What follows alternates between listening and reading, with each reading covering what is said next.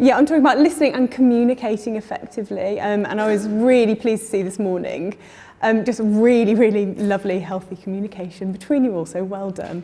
But obviously, the reason why we need to have a talk about this is because we're generally really, really bad at it, particularly listening. You only have to think back to maybe the last Bible class discussion on head coverings, or take a horrified peek at a badly regulated Facebook group to realise that we are really, really bad at this.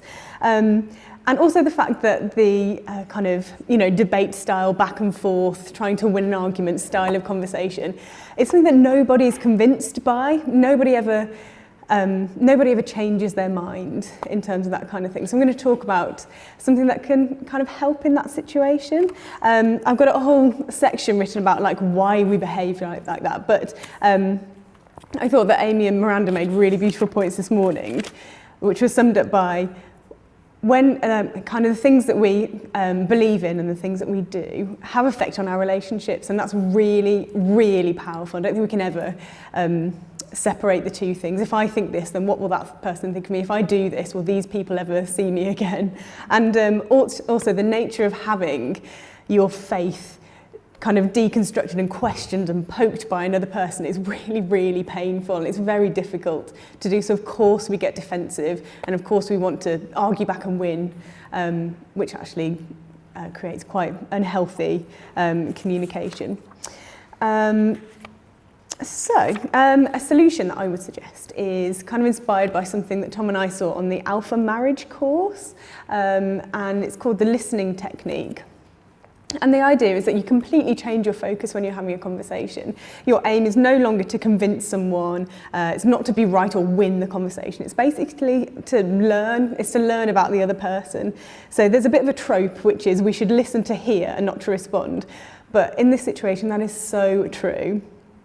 Often when we talk to another person, we kind of bring our own assumptions, and often in the first sentence, we already kind of know where the other person is coming from and where we're going to agree and disagree. So actually the things that we're saying to each other and throwing back and forth aren't that useful. It's far more useful to kind of learn and think about why does that person have that viewpoint and where are they coming from. So the listening technique in the Alpha course is basically the idea that partner one starts and they kind of say what they're worried about, what their issue is, what they're annoyed about, and partner two listens really, really carefully with the view that next they are going to not answer or refute something, they're going to repeat back what partner one said. So it means that when you do this, it's a very unique experience being listened to in a complete kind of full way like that, and you know the person's not going to jump in and refute you, and it makes you feel respected, you're understood, you get listened to, and also you get to say your piece, you get to go all the way through your point. And I'm sure we've all had conversations where you think, I know what I'm going to say, I'm going to start with this point, it's going to lead to then, and that'll be my point at the end. Whereas you get to the first point, someone jumps in, you think, that's not actually what I was going to say, and the conversation goes off like this. But if you just listen to somebody and don't jump in and fill the silences and give them the space to really, really talk their idea through, it's a very unique experience, and it leads you to feel, when you know someone's not going to jump in with their opinion, you feel a lot less defensive. And also, as you talk your idea through, you start to kind of reflect on it. And I literally used this at work yesterday, and the parent who I was talking to basically talked themselves back around in a big circle and then agreed with me at the end, which I was very pleased about. But you often find that people do, when they're given the space, will start to say, but I know that you would say this, or I guess other people would think this way, and actually start to see kind of alternatives and the opposite to their argument. They kind of bring that up themselves. So I know that it's really frustrating, especially if you're listening to someone say something you think, I have so many really good arguments about this, I've read a really good article about that, or I just need to tell them that they're wrong.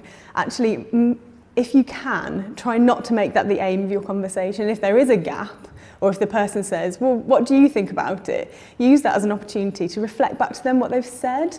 So without sounding like a crazy person, you could use phrases like, oh, can I just clarify? Or can I just check that I've understood that this is what you think of that? Or this is how your idea works. And if the person does ask you a question like, what do you think of it? You can then kind of reply. This shouldn't be the aim of what you're doing, but you can kind of reply.